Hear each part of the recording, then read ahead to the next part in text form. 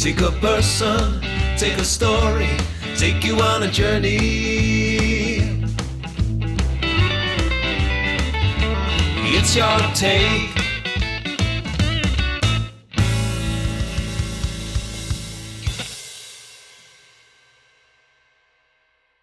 Welcome to Your Take, the interview channel. I'm your host, James Ewen. Don't forget to subscribe and see our interviews with people from all walks of life, talking about their careers, their journey, and their lives. On today's Your Take, I'm joined by a young Memphis singer-songwriter. My guest performs regularly on the local music scene and releases her own original songs and recordings. She is currently working on her first EP. My guest possesses a powerful voice with a luxurious and vibrant tone. She was a semi-finalist on NBC's The Voice in 2019, where she was mentored by John Legend. Her other achievements include winning an HMMA award for her song Dear World and a first place songwriting prize for her song Feelings. On today's Your Take, I'm joined by musician Savannah Brister.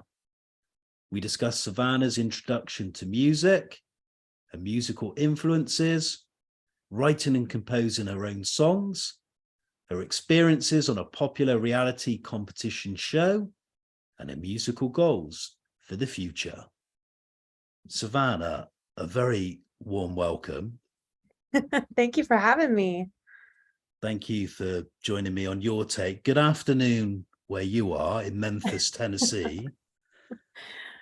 We've got a lot to talk about on this journey where you discuss your life, your music, how you discovered music, and your love for performing and writing your own material. Obviously, your time on the Voice as well, which we'll discuss at some length, but can we rewind the clock backwards, go back to the very beginnings? And wanted to begin by asking you when and where you were born, and can you give us an insight into your childhood and tell us who your parents are, what they do for a living, and do you have any siblings? Sure. Well, I am a Memphis girl, born and raised, grown up here all my life. I have two parents. They're still alive. They're awesome. I thankfully, and my mom just retired, but she was a teacher, special ed teacher, and rocked it and was really, really good at it. And my dad is a realtor. And so he revamps houses for a living, and I've gotten to help him in the past do that. But yeah, those are my parents. And super supportive. Have always like waiting. They're like, you're gonna support us one day. You have to get you have to get this done. So I'm like, okay, I got it. And I have a brother that I tolerate. He's 4 years older than me. And yeah, that's the whole fam. I get the impression you come from a very tight-knit family, by the exception of your brother, maybe. I love him. It's a love-hate. We'll come on to the music, and I wanted to find out, do you come from a musical family, and can you recall the music that was played in your household and the music you discovered yourself? Yeah. Well, I do definitely come from a musical family. My mom has a beautiful voice. My dad doesn't, but he plays the keys, and a lot of people in my family play the keys. My uncle actually owns a piano shop here in Memphis called Colthart Piano World. Shameless plug. And I grew up like going there and get to pick whatever piano I wanted to play, and that was always something really fun for me to do. I'd help them like clean the pianos sometimes, and I'd get to just hang out all day there, which was really fun. But the music that I listened to, gosh, my parents listened to everything. On my mom's side, we listened to a lot of Nora Jones. She had this full like bookcase of CDs that I used to go and just pick from. And so I'd pick Nora Jones, I'd pick Mariah Carey. I'd listen to country. She loves country music, Trisha Yearwood, Carrie Underwood. But that's what I got from her. And then my dad was full blown Billy Joel, blues, rock. Like that was what he listened to all the time. So I had a nice mixture of both.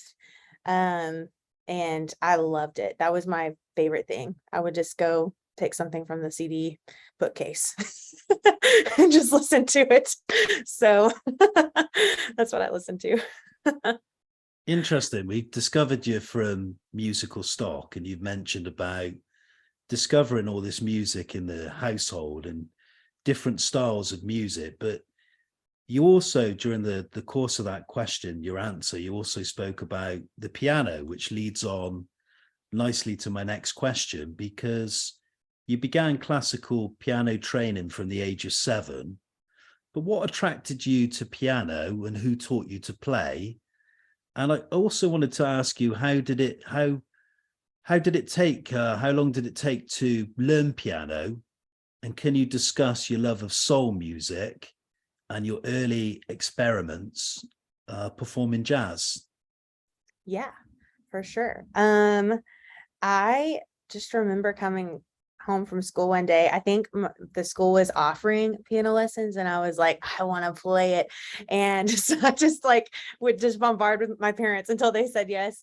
And they ended up saying yes. And we found a teacher that lived probably a mile from my house. And so I just would ride my bike there and learn from her each week. Her name was Benita Pepper. And I trained with her for a handful of years, probably about 8 years. And absolutely loved it. I just was obsessed. I will say though, for the first like learning curve, my parents had to like force me. They were like, go sit down at the piano 30 minutes a day. I was like, I don't want to. But after I got over the learning curve, I was really thankful they did that. And I was obsessed. I would not shut up, bless their hearts. And after that, I transitioned into a jazz teacher, and that was really cool for me because at that point I'd already started gigging and playing on Beale Street, and I ended up learning from him. He started to teach me how to accompany myself really well, and just really carry myself well in a band setting, in a gig setting, and yeah, I just fell in love with it. We established that at age 7, you begin learning the piano, and there's that self-discipline because you become obsessed with the instrument, and as you mentioned, performing different styles, including jazz. We skip forward a few years, and at the age of 13, you discovered a love for singing, and you soon began writing and composing your own songs. Did you have any vocal training? And if so, what did that training comprise of? And how has your voice developed over the years? Yes. So I did start vocal training when I was 13. I've trained ever since. I've just kind of bounced around from different coaches. I'm now learning from a classical trainer. But I remember going in, I'm an introvert, 1, and 2, I love singing, but I have so much stage fright. It's not even funny. And it's gotten better over the years, thank God. But I remember being so timid when I was 13. You can go back and watch. My mom posted absolutely everything. And the things I want to like be buried. But you can go back and watch. And I just remember seeing, like, I just stood like a statue and I was just very timid and I sang like this. And over the years, I'm now very, very loud, very, very out there and outgoing, and have gotten, I think I treat it like a muscle, and just like anything else, like athletes have to train, you have to train this to get it better.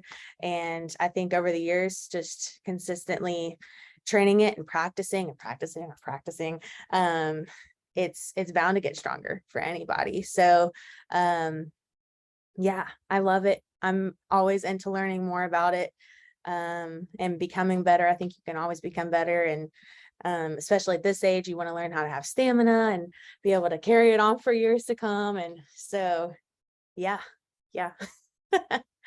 From your early discovery of music and then learning an instrument, but particularly the piano, and then the discovery of your voice and that ability to sing, I want to come on to another significant part of your life, and that's the church, because you're actively involved with the church from a young age, Mhm. singing in the youth group and the women's ministry.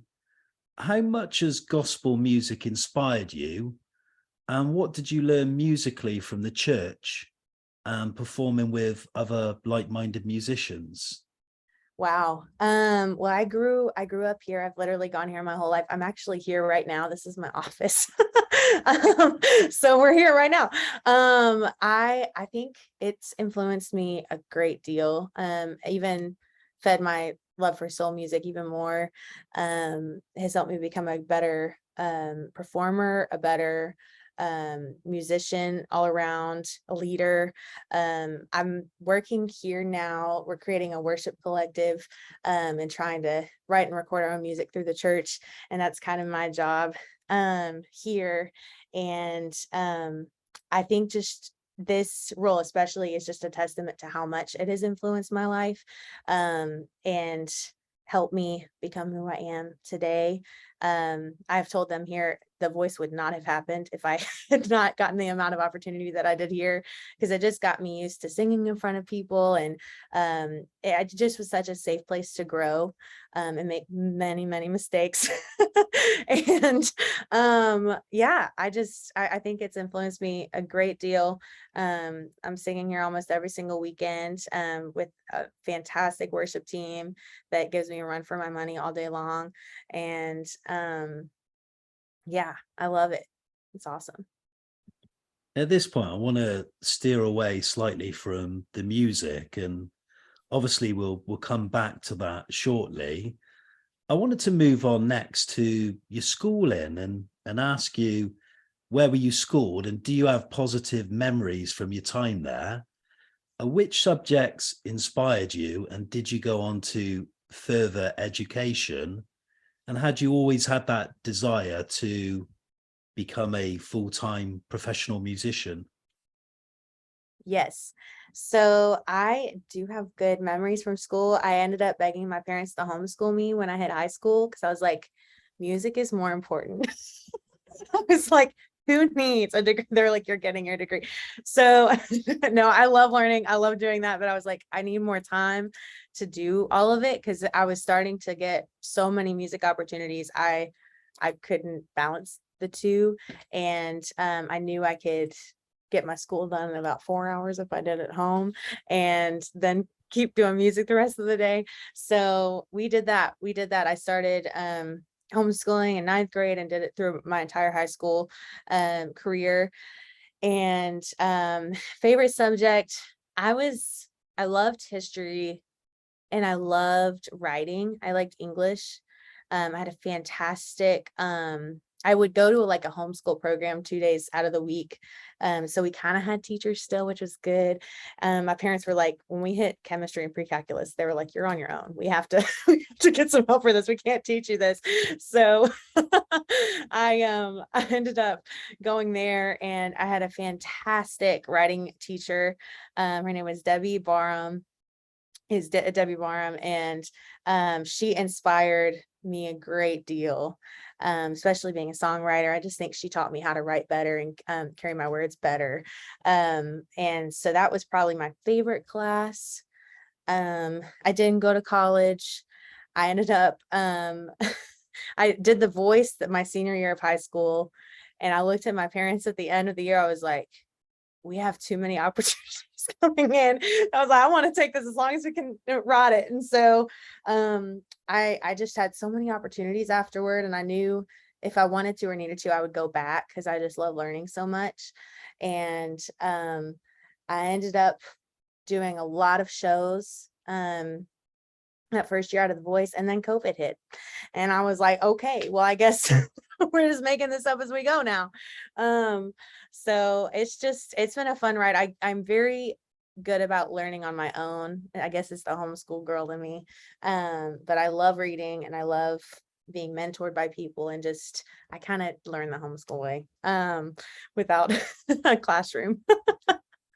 So Interestingly, off camera, we spoke about your hometown of Memphis, where you were born and raised, and we've established that so far. But it's such an incredible music place that's steeped in so much history, with Sun Records and Elvis Presley and some of the great blues performers.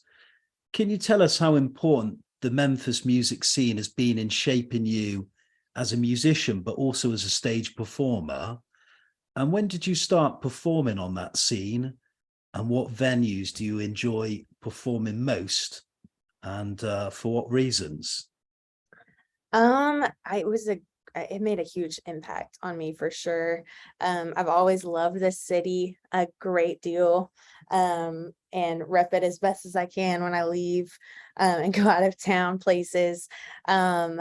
I just remember from a young age, even before I could play on there, I loved walking Beale Street and like hearing all the music. And I ended up getting a chance to play, had a residency for some time there at a place called Tin Roof.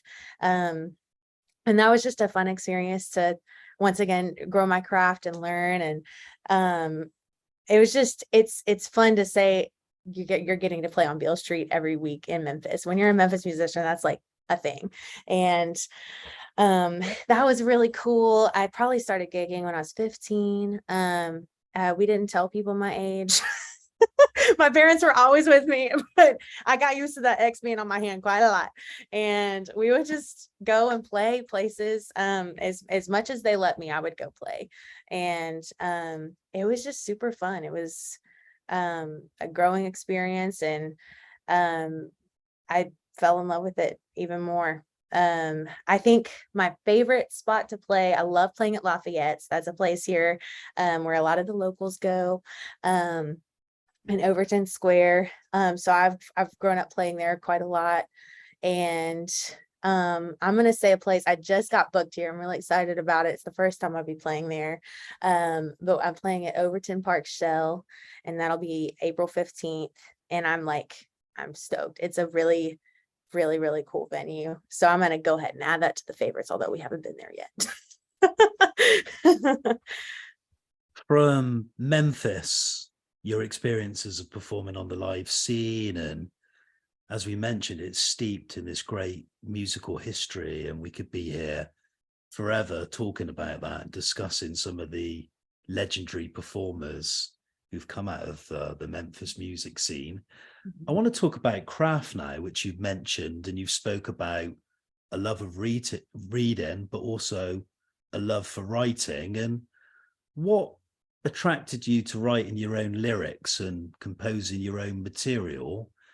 And I wanted to ask a little bit about the process. Do you start with the lyrics or the music, and how would you describe your songs and the themes and stories you explore?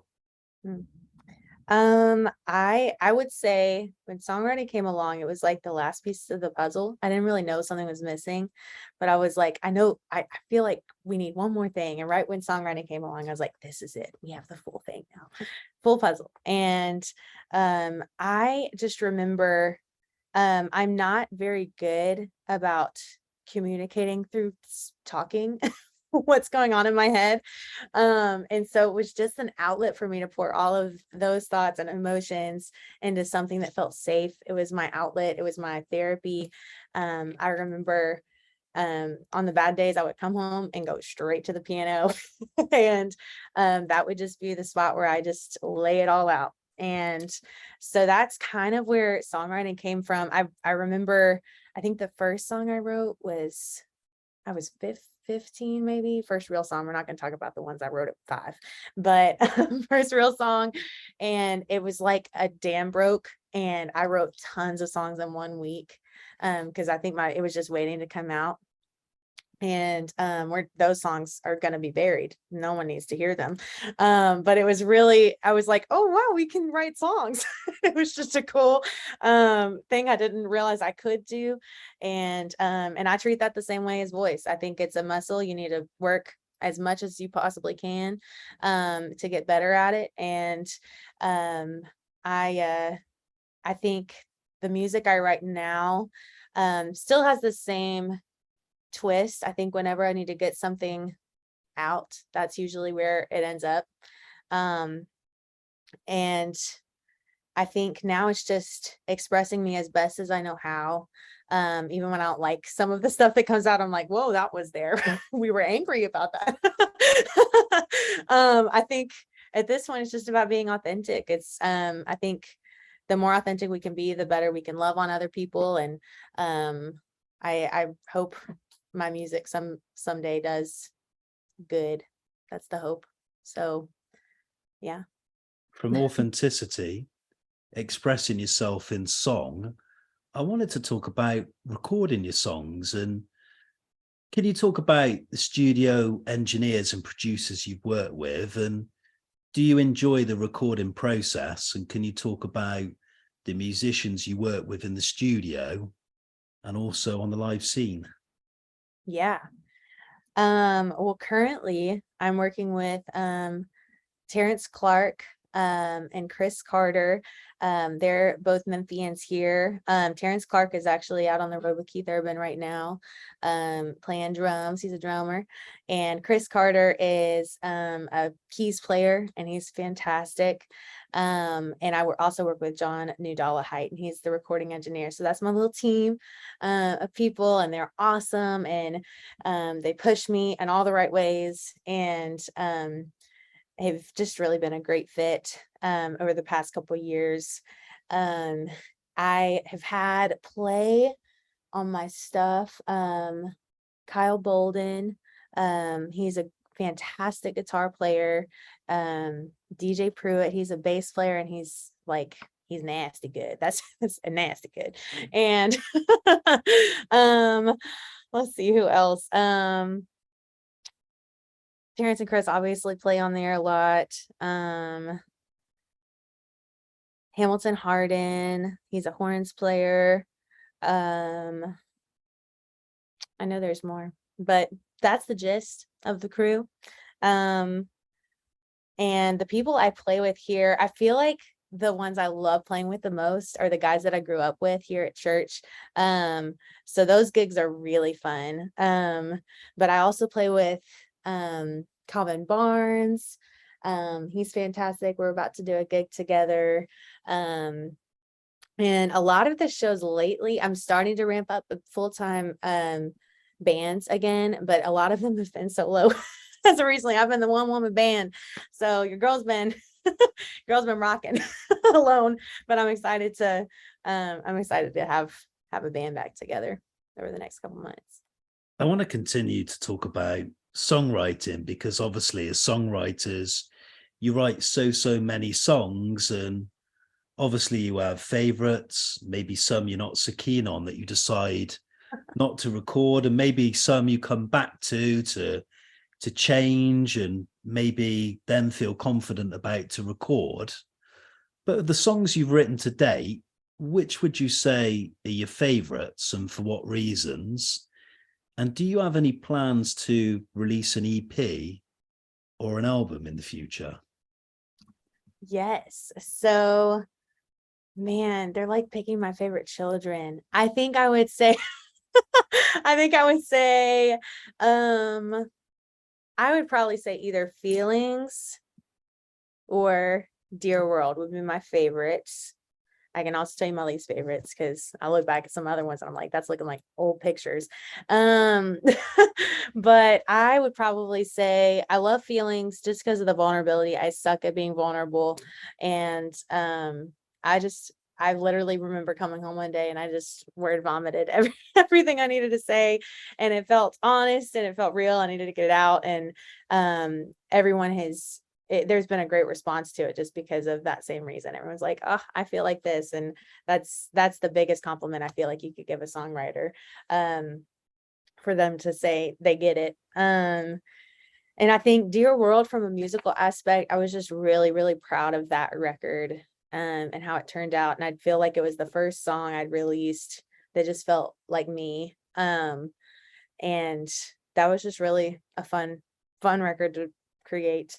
So yeah, I forgot the other part of your question. What'd you say? I think you answered the question. I did. Okay. To be fair, yeah.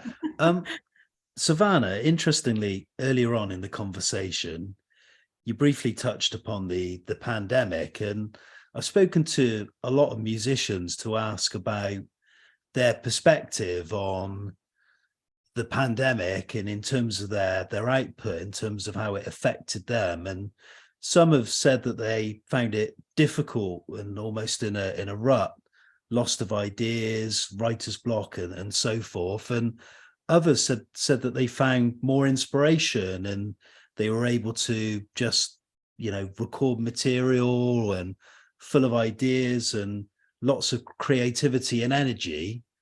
I wanted to ask about your perspective with regard to the pandemic, because you went through writer's block.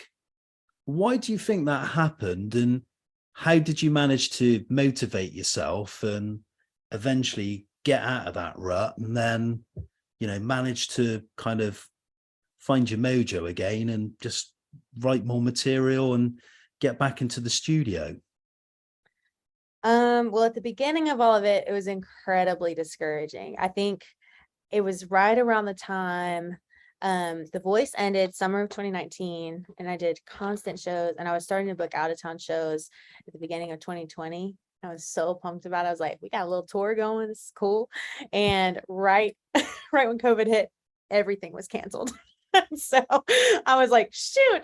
But I think I got discouraged for a little bit.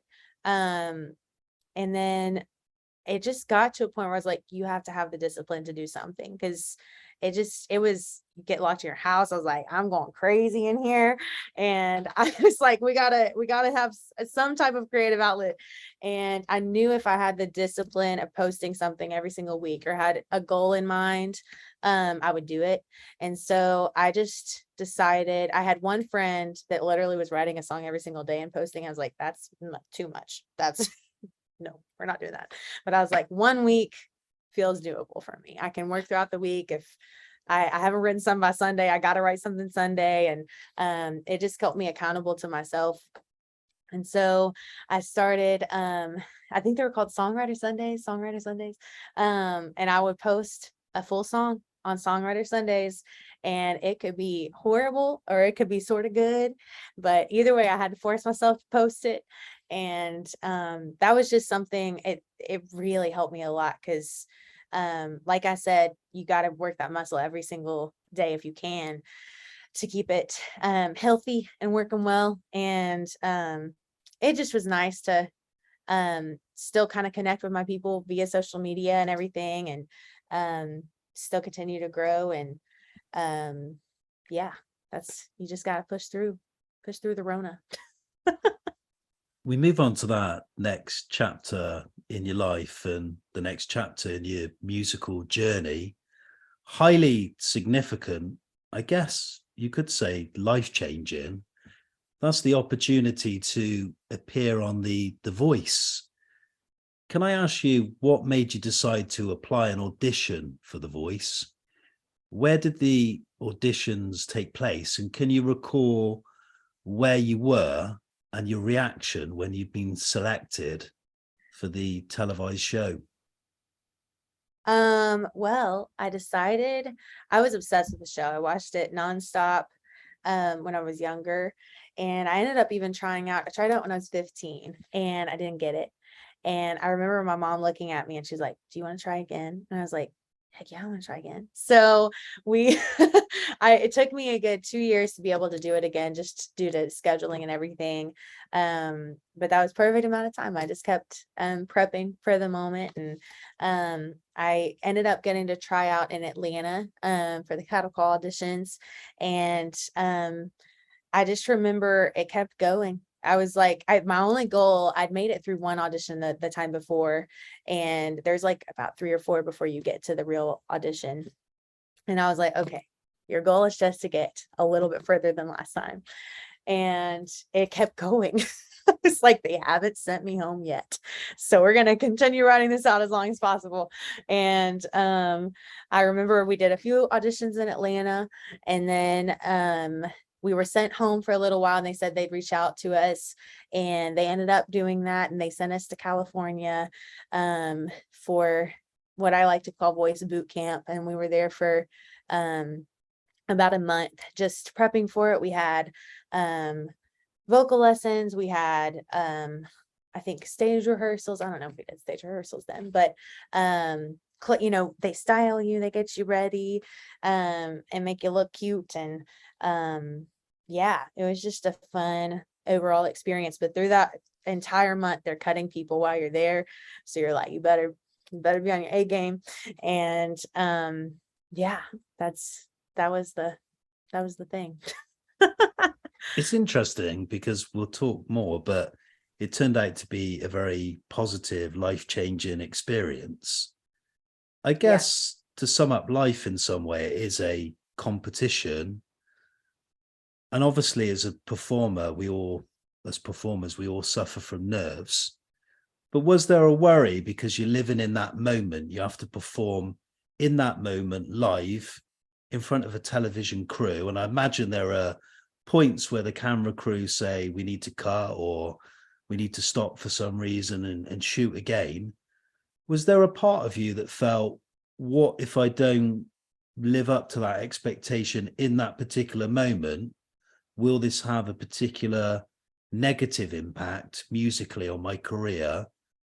And could my dream kind of fall to pieces just off the back of this opportunity? You know, I was very anxious. It's a very nerve-wracking thing to do. You have 50 freaking cameras in your face. I was like, what's happening? All those studio lights as well. All the studio lights. I'm like, don't fall. But I think in that whole experience, my mom looked at me one day, and I was just nervous. I was just sitting there like, how am I gonna do this? And she looked at me and she was like, how many people do you have to please, Savannah? And I was like, I have to please freaking John Legend, Mom. Like, we have a lot of people to please here. And she was like, no. She was like, you have one person to please, and that's God. And she was like, that is the only person. And since then, she's always looked at me and she says, you have an audience of one. So even if you are singing to one person in a bar, or 1,000 people here, or 1,000,000 people on TV, she said, you have an audience of one. I even got it tattooed on me to like see it on a daily basis. And I think that's something I cling to, because in this industry especially, your career is dependent on if people like you or not, and that can get really just wonky to be in all that. But if you can stay grounded in something like that, I think it just keeps your head straight. So yeah. We'll cast the clock back to that moment, and we'll try and relive that particular moment. I know it's difficult to kind of look back at that, but what are your recollections from performing on the show for the very first time, that first televised performance? What was your reaction when you were given high praise from judges Kelly Clarkson and then John Legend, who would become your mentor?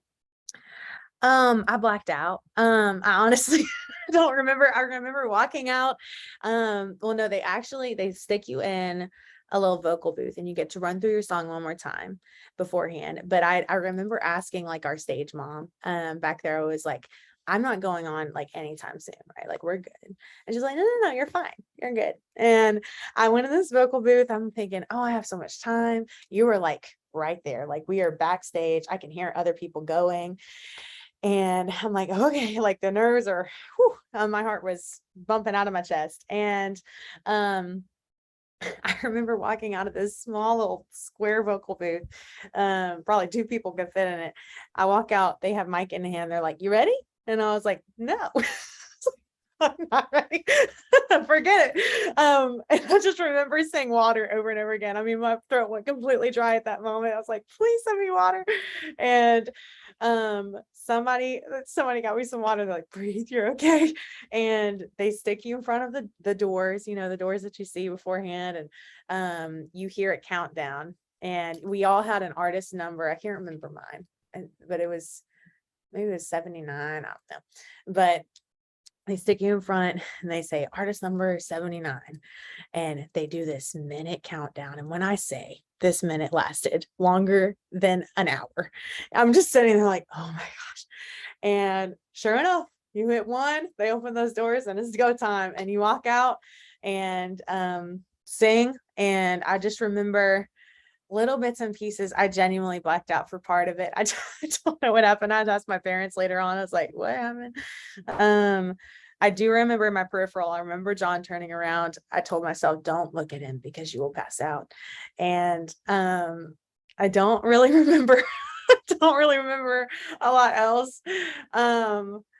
Yeah, it happened. I don't know how to explain it. It happened really slow and really fast. It like all at the same time. It was weird. And then I do remember when I'd chosen John, he started walking my way and we went in for the hug, but I was like, I was about to fall. I was like, do not fall in front of John. That is your one job today. But anyways, I don't know. It was crazy. It was really cool.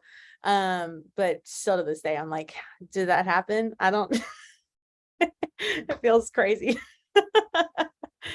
Sometimes some of the most magical moments in our life, the most cherished ones, they kind of just, like you say, they go away so quickly, and you're living in that moment, but you're in a position where you almost find it hard to take that all in because, yeah, it's, quite daunting or it's life-changing in some way.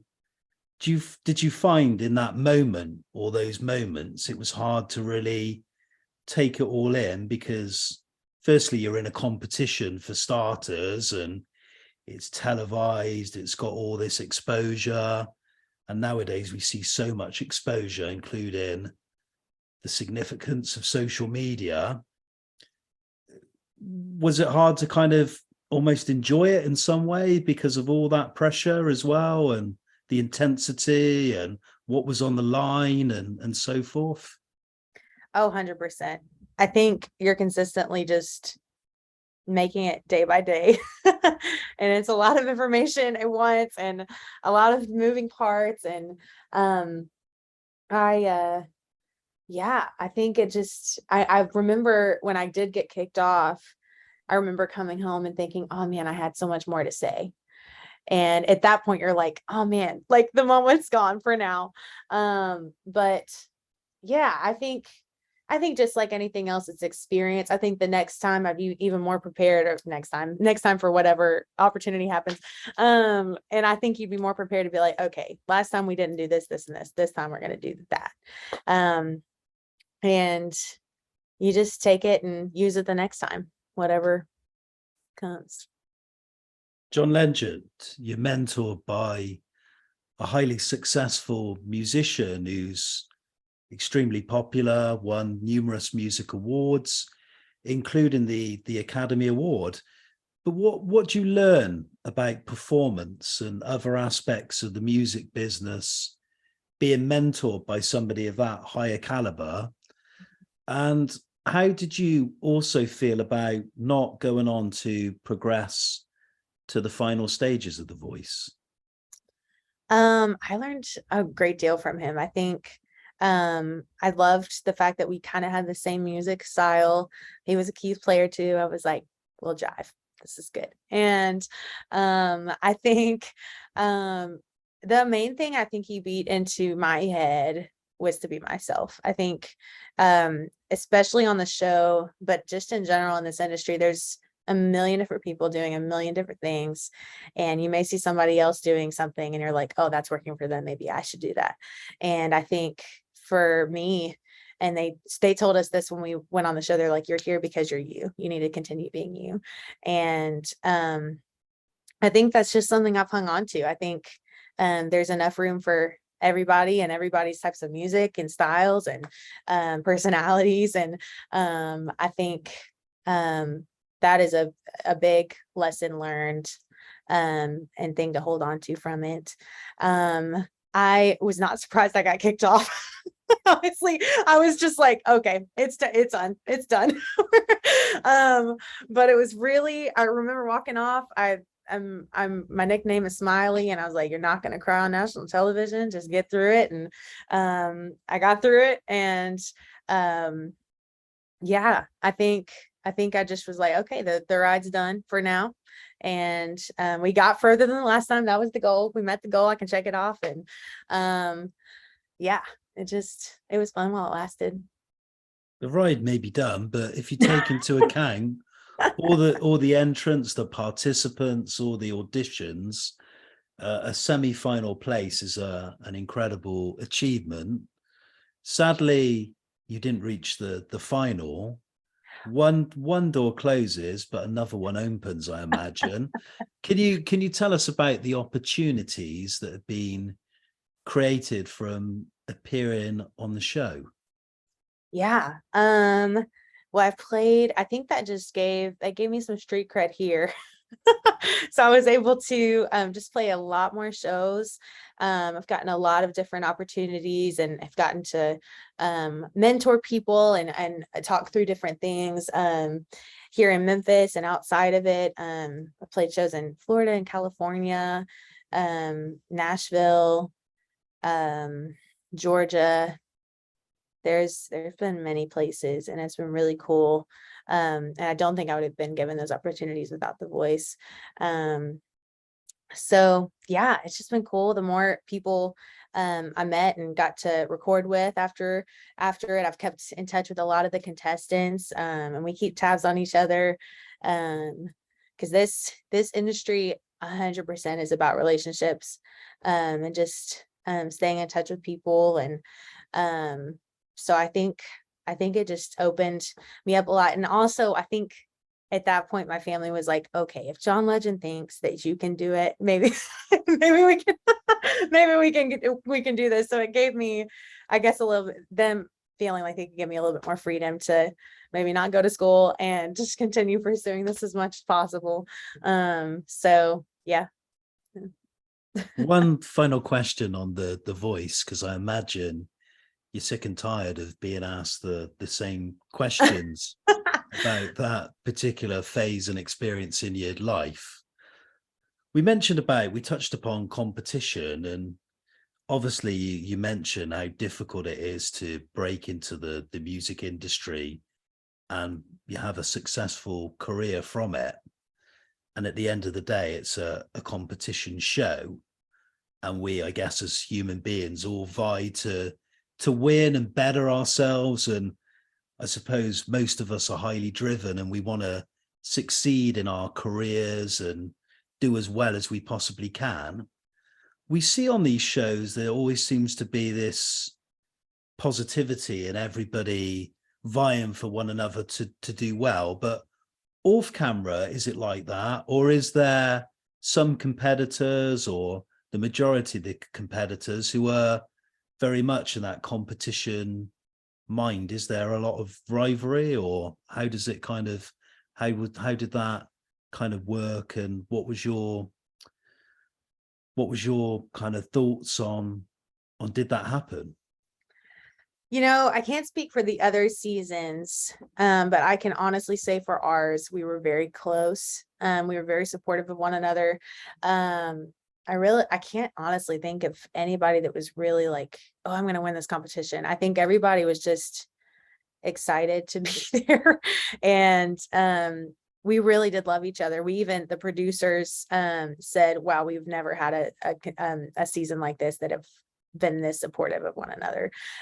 So we were pretty, I mean, all of us were like, didn't want to get kicked off because we didn't want to leave each other in California. It wasn't about the show. We were just like, we like each other. We just stay. So we've even, I need to reach out to a few people, because we talked about doing a reunion just to check in and say hi. I know it legit is like that. I don't know about the other seasons, but we were head over heels in love with each other. You need a reunion tour. Yeah, I know. Yeah, Hey, hit the I'm down. road. I like that idea. We'll stop in the UK first. Yeah, I'll manage it for you. I love No, it. no That's good. experience of music management, but yeah, I'm committed. Yeah, Sounds let's like a go. plan. Let's go for it. Yeah, you've spoken about being an independent artist. We've spoken about your experiences on the Voice and other avenues. Do you have an agent or a publishing or current record deal in place? And how do you currently release and publicize your music?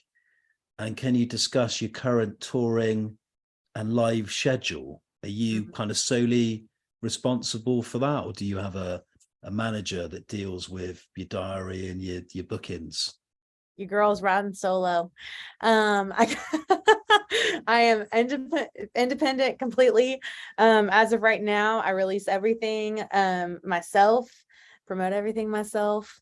It's a lot of hats to wear. But I do enjoy it. I enjoy the marketing side and kind of getting to create new things to release. I'm still learning how to use TikTok. I don't know how to use the thing, but I yeah, I'm just independently releasing music right now, and I am planning on releasing an EP this year. I think you asked that a little earlier. But yeah, I just take it song by song and learn as we go.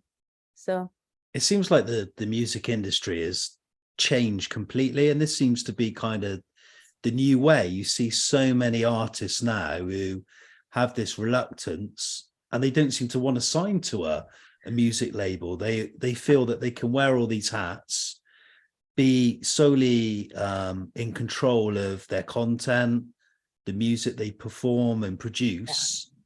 Is there for you a reluctance if a major label did come to you, particularly off the back of your experiences of The Voice and getting to the final stages, the semi-final? If a major label came to you and wanted to sign you to their label, has part of you got this reluctance because you feel, well, this far, I've done this all on my own terms and I've done this my way? I think there's a little fear that comes with it. I think there's a little fear in anyone's mind because you're dealing with your own intellectual property. And if you hand that over to somebody else, there's always a little bit of like, oh, what are you going to do with it? And, but at the same time, I think I've always been open to any opportunity.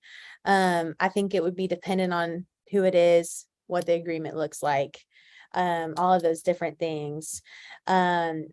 And what time it is, like what season I'm in. Right now I'm in a season where I can do it myself and I'm still learning, and I kind of like calling home shots and doing it that way. And I also like the idea of being able to control the team members. Like when you're in this setting, I can, as we go, say, okay, I want you to be my publicist and I want you to be my manager. But if you sign on a record label, you're stuck with their people, whether you like them or not.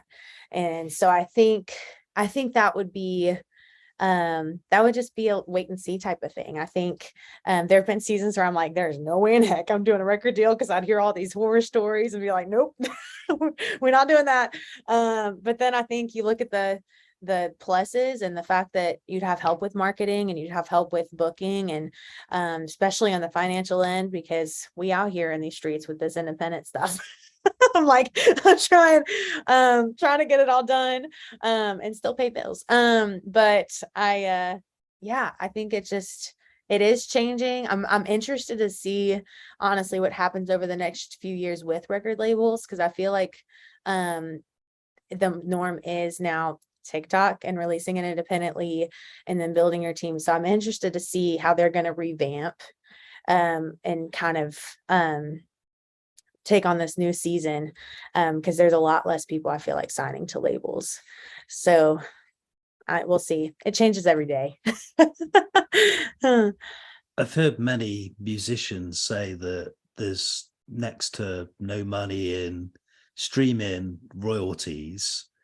And for them, they say the main source of revenue is through gigging, obviously through live dates. Is that true for you? Is there any money in the recording, the singles you put out, or is it solely, are you relying solely on live dates in particular? I think right now I'm looking a lot too, and a lot of my friends as well. I think we're discovering a lot of money is in sync licensing. So that's when you get your music and movies and TV and everything. And I think that is becoming more and more like the radio today. I think that's where people are finding a lot of music. So that's something I'm looking into more. And have met a lot of music supervisors over the past year. And that's kind of where I see it going, or it probably already is there. I'm just catching up. But that's where I'm finding a lot of opportunity. Obviously live music is always great, but I think when you get down the line and you pay your band and you pay for all I don't feel like you can make a lot of money with that down the line.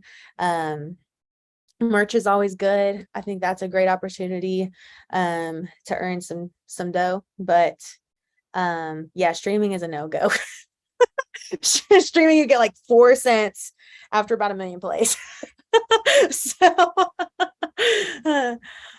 It's so frustrating because as a music fan, you just feel that the artists are just being completely ripped off. And as you said, if by chance you manage to get that publishing deal, Mhm. songwriting royalties, that almost seems to be the most lucrative avenue, but yet probably the most hardest to secure that type of a deal.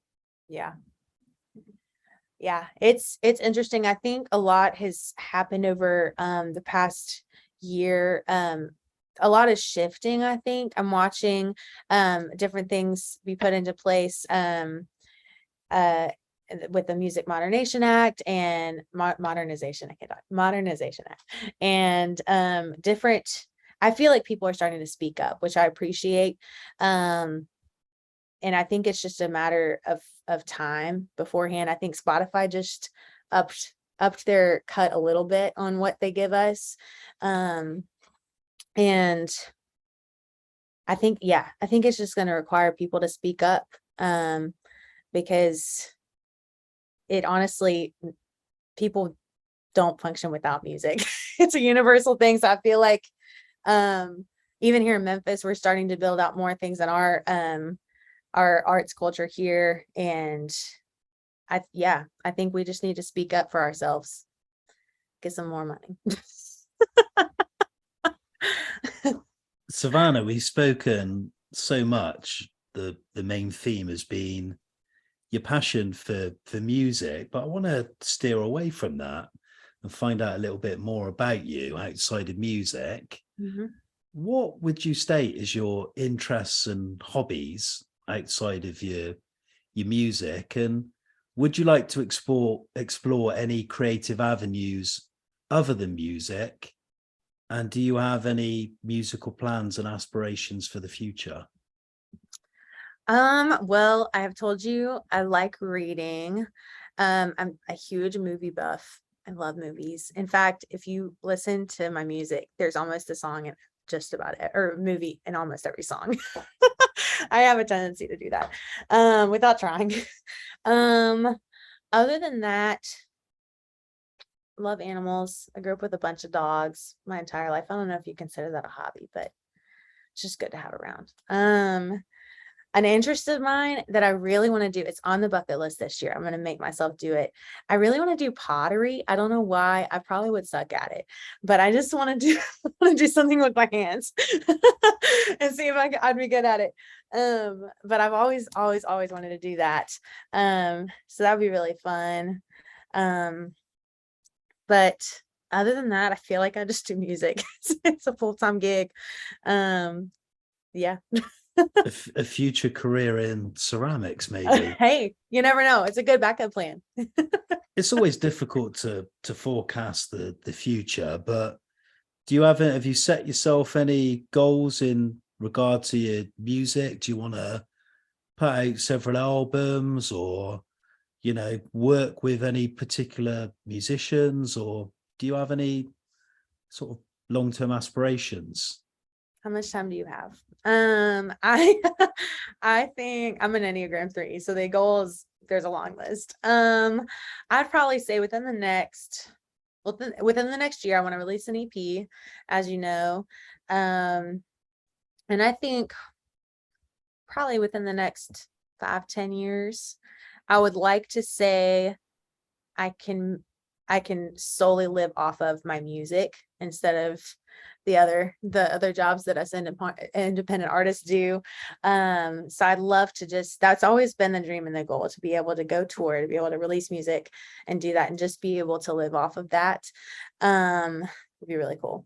And other than that, if we want to go like wild, big, crazy dream, Stevie Wonder is a huge inspiration of mine. And if I could ever just shake the man's hand, I would freak out. But I would love to work with him.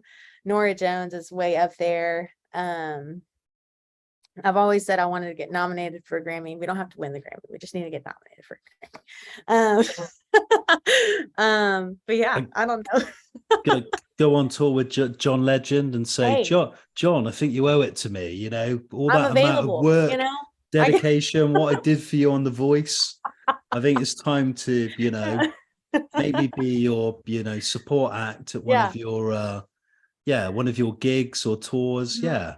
I can write you a song. Here's you a favor. He could even be listening now. That's right. Who knows? We'll ask. Doesn't hurt. All he can say is no. That's what somebody once said to me. You always ask. It's either going to be yes or no. One of two answers. Like tossing a coin, head or tails. Yeah. Yeah. If you don't ask, you don't get, they say, don't they? Right. Yeah, very true. Savannah Brister, we come on to that time. This is interesting. We ask all your take guests the same 13 quickfire questions to finish the interview. Put you in the hot seat, the psychologist chair, find out things that we've not established in the past 60 minutes. Mm-hmm. Are you geared up for this? Are you ready? I'm ready. I've resituated my chair. I'm good to go. We always say to the guests, don't think about these in any great detail. Okay. Things you like, maybe things you detest. Here we go. Number one. I think I know what you're going to say with this, but let's find out. Number one, Savannah Brister, what would you say is your favorite pastime? Ooh, music. Can I say that? Or watching movies? I'll say watching movies. Movies is up there. Yeah. Good choice, because that follows nicely into question number two. Next one, can you choose your favorite film and tell us why? You know, it's just so hard. There's so many. There is one though. I really love the movie. We'll let you pick a few. That's fine. Okay. All right. I'm gonna say Pursuit of Happiness. I'm gonna say Secondhand Lions. I'm gonna throw a kid one in there because I'm a child. Finding Nemo. Let's see. That would be. There's so many more, but that's what's coming to mind right now. Some good choices. Pursuit of Happiness. I like that choice. Oh, it's so good. First time that one's come up. From cinema now to novelists, and you mentioned a love of reading, an avid reader, but who would you say is your favorite novelist?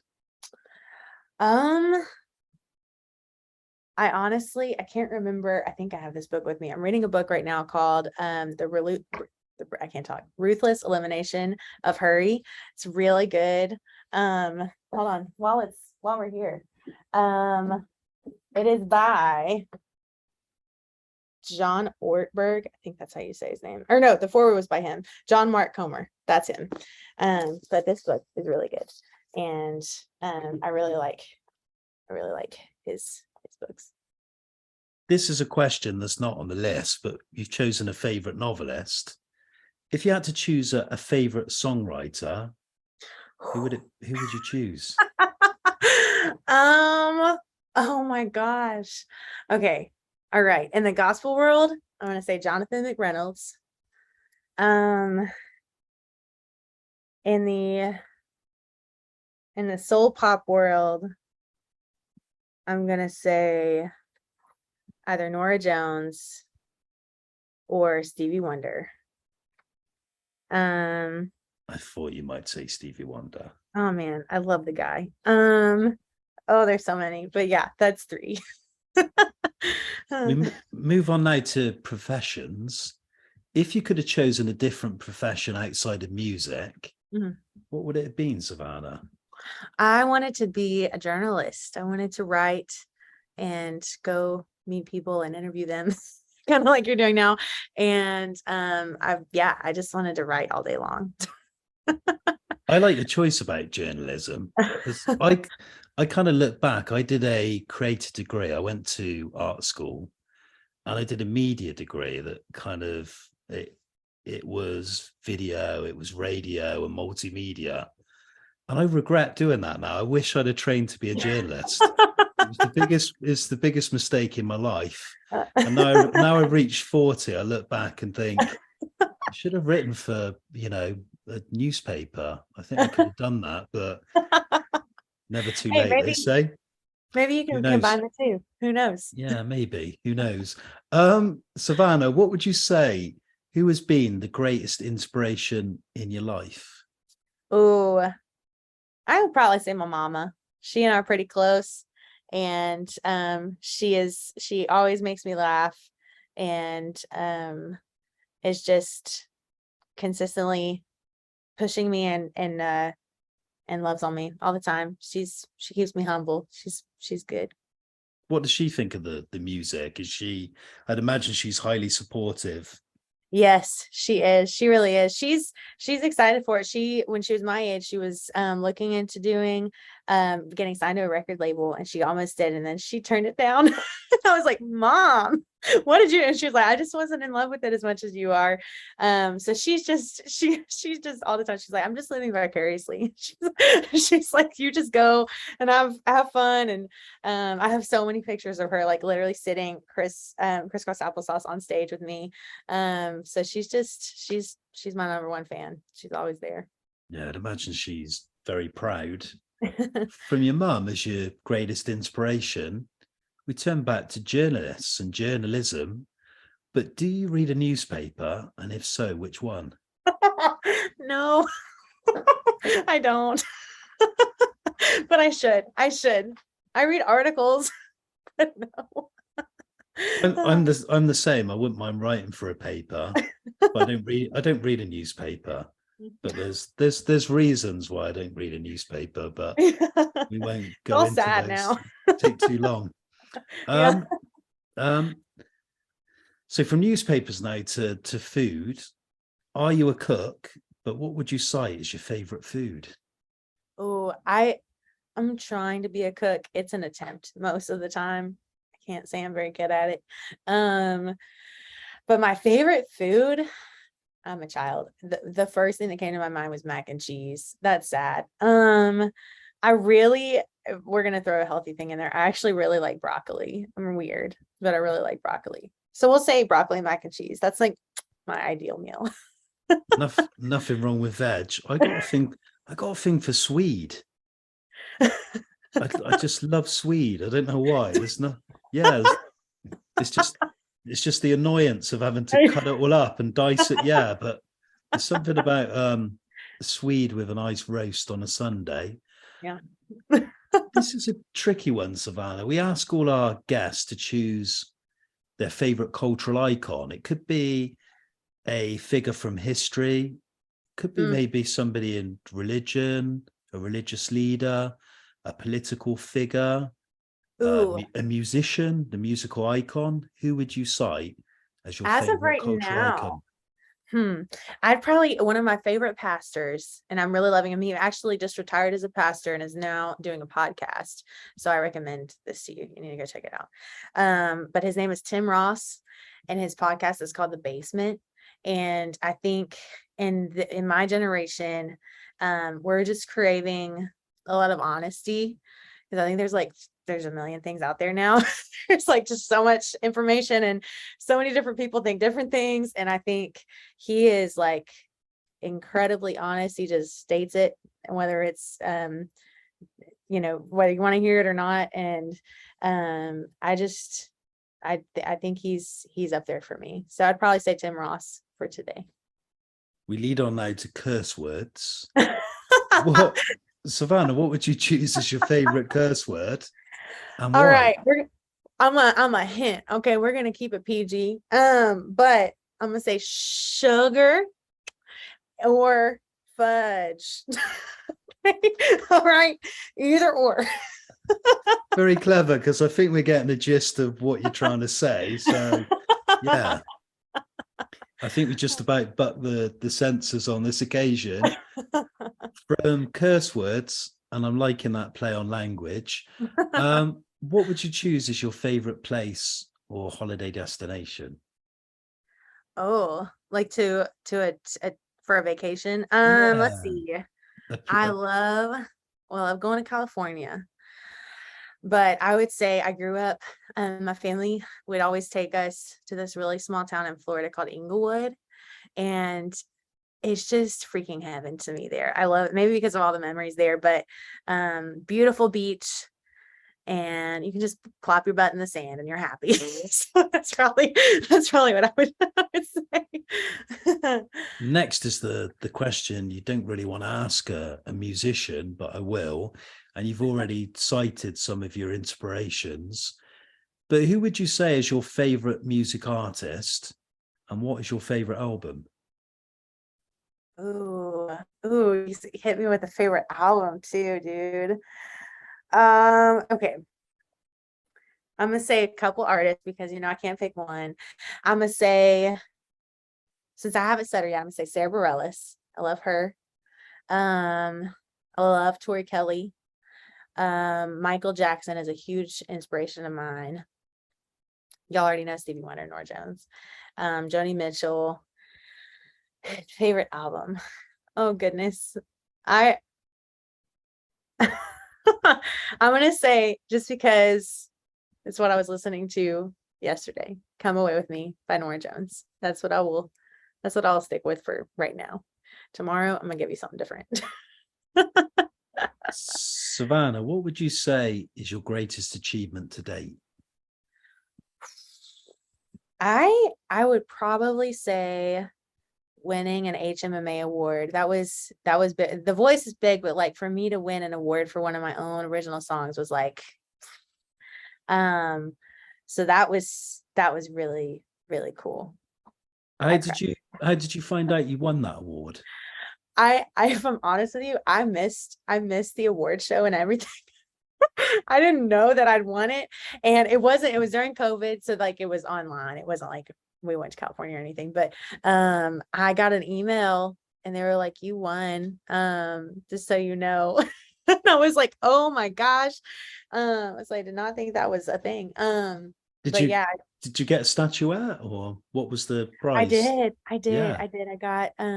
I got a statue, and it has my name and my song and the date, and yeah, it makes me smile. Yeah, great. Okay, Savannah Brister, the last question. How do you wish to be remembered? Ooh, I would say just somebody's kind. I am called Smiley. I think I enjoy making people happy and joyful, and I would love for my music to be a part of that, but if it's not, that's not the biggest thing. I would just really like for them to know that I love them, and to be known as a caring person, and yeah, I guess, sure. I'd say that's a good way to end. The final chapter of tonight's interview, we've been talking, I think, for the last 70 minutes. Thanks for sharing your life story so far. And there's obviously so much to come and so much anticipation of what will happen next. So I wish you all the very best of luck on your musical path, all your endeavors, future recordings, and so forth. Where can we find out more and listen to more of your music? Yeah. I have you can find everything on my website, savannahbrister.com. Spells just like it sounds. And I have a single coming out March 17th, called 20s. So y'all can go check it out on all of your favorite music sites. March 17th. And yeah, I think that's it. A resident of the Memphis music scene, is there any chance of maybe traveling and coming to our shores here in the UK? Do you have any dreams to do that? Or have you, I've not asked you, have you ever been to England? I have not, and I'm available. So y'all tell me, I'll go stay with Naya. We're good. So yeah, I'm available. I think you need to get on that speed dial to John Legend straight away. Yeah, You want 100%. to perform at the O2, Yeah, Wembley, the old Wembley Arena, Wembley Stadium. Yeah, sounds like a all plan. the big venues. I love this. Speak it into existence. It's good. Thanks again for taking part, Savannah. Sure. Thank you so much for having me.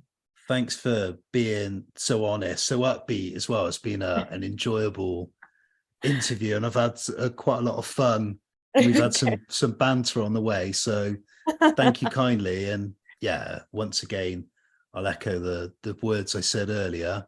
All the very best for your future, and thanks again for taking part in Your Take. Thank you.